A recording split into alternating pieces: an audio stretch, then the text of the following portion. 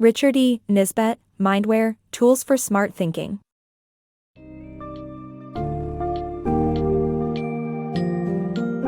Embark on an enlightening journey as we delve into the summary of Mindware, Tools for Smart Thinking by Richard E. Nisbett. This insightful book illuminates our mind's inherent limitations and irrational tendencies, providing practical strategies to help us make clear-headed decisions. Delve into the difference between correlation and causation, the pitfalls of mental shortcuts like the representativeness heuristic, and explore how loss aversion and the endowment effect bias our thinking. Additionally, the book offers problem-solving techniques like formal logic and principles of reasoning, giving you the tools you need to become more insightful and effective in your daily life.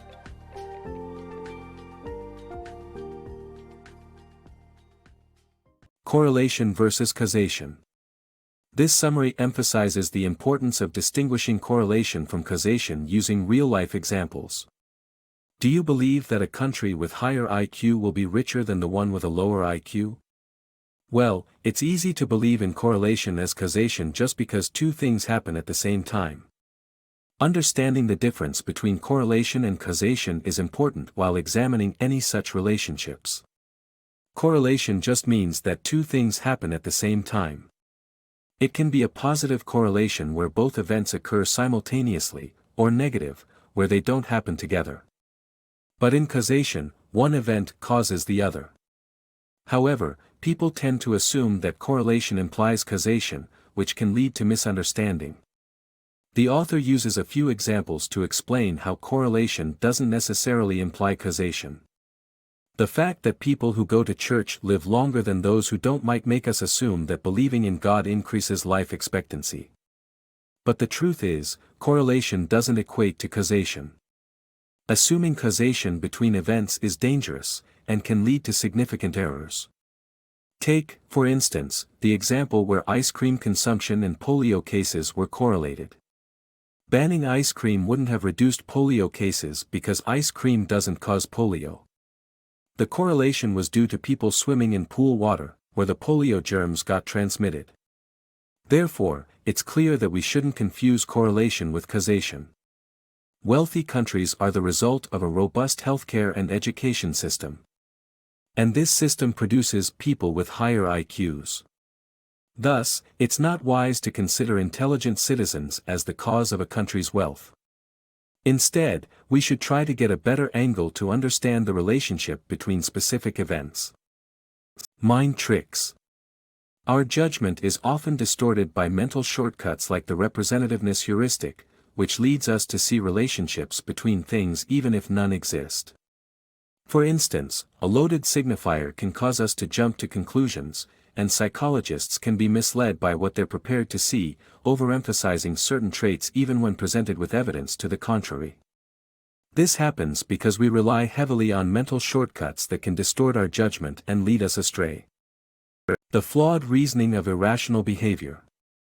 Humans are known for favoring loss aversion and placing higher value on objects they possess, leading to faulty decision-making. Studies have shown that people would rather avoid losses than accrue gains.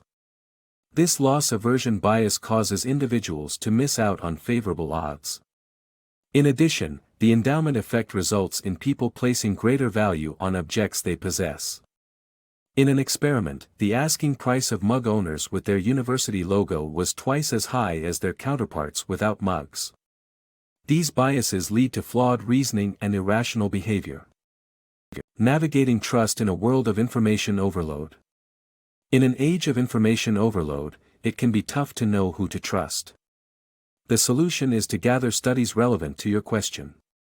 By collecting studies and interpreting them, you can draw accurate conclusions from multiple correlations. For example, studies show that East Germans and Russians, who were less hygienic, had fewer allergies than West Germans and Finns. Similarly, those raised on farms had fewer allergies than city dwellers. This leads to the conclusion that exposing children to a variety of germs can build up their immunity and prevent autoimmune diseases. The key is to gather relevant studies and interpret them thoroughly, asking how each study applies to your question. Mastering Aristotle's principles of reasoning. In ancient Greece, Aristotle developed principles of reasoning that we can still apply today to analyze and determine the validity of arguments. Using formal logic, where premises determine the conclusion, we can assess whether a claim is plausible or not. Formal logic allows us to ignore biases and prejudices and evaluate an argument based solely on its facts. To make objective decisions, we can use it in situations like hiding the gender of candidates for a job and listing traits that make an applicant suitable for the role. By taking advantage of Aristotle's principles of reasoning, anyone can become a more effective thinker and make better decisions with greater clarity.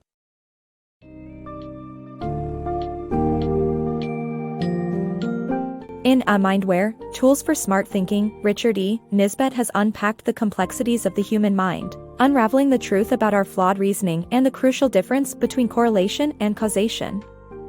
Throughout the summary, we discovered the limitations imposed by mental shortcuts like the representativeness heuristic and how biases such as loss aversion and the endowment effect impact our decision-making processes.